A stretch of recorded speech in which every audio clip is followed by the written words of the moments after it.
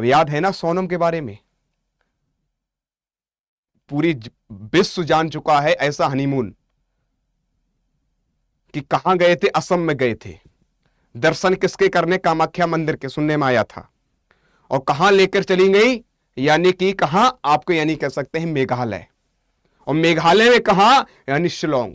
शिलोंग में कहा कि वाटरफॉल देखने जा रही थी। वहां पर रणनीति बना चुके थे, कैसे हम काटेंगे, कहां सर पे वार करेंगे और नीचे फेंक देंगे। समझ रहे हो ना। तो कहने का मतलब यह है कि गए थे हरि भजन करन, लोटन लगे कपास।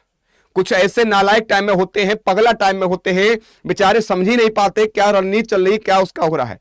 सुनने में तो यह आया है कि उन जो साथ में बात क्राइम करने गए थे, तो उस लड़की ने, सोनम ने 15,000 लड़के के जेब से निकाले, पर्स से उन्हें दिए कि भैया निपटा दो इन्हें। ऐसे ऐसे कह सकते हैं, मतलब विश्वास पर इतना बड़ा क्या ही कह सकते हैं। वो इतने खुश, हमारी कितनी सुंदर वाइफ मिली है, कितना हमारा ध्यान रख रही है, देखो हमें वहां पर लेकर जा रही हैं।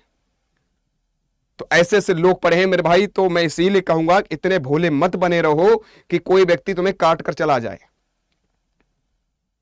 हमेशा ध्यान रखना, जो जैसा कर रहा है उसको यानी कि विथ ब्याज के वापस दो। मेरा मानना यह है।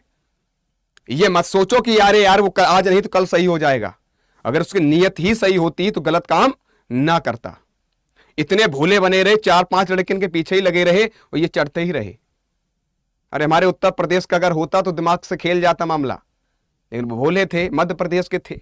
उत्तर प्रदेश एक से एक है, उल्टा ही यानी कह सकते मामला सेट करके चले आते। ठीक है ना। तो इसलिए मैं कह रहा हूं कभी भूले मत रहो। ये जमाना कलयुग है वर्तमान में, और कलयुग अगर आप भोले बने तो तीसरा व्यक्ति तुम्हारा मौज लेकर चला जाएगा, तुम्हारा काट कर कभी चला जाएगा, कि यानी कि तुम्हारा कुछ भी कर सकता है तुम्हारे साथ। तो इसलिए भोले मत बनो, एक्टिव रहो, सतर्क रहो, और अपने माँ बाप और अपने परिवार जितने ये सदस्य हैं ये ही तुम्हारे सगे हैं। समझ रहे हो ना बात, बाकी आप समझदार हो।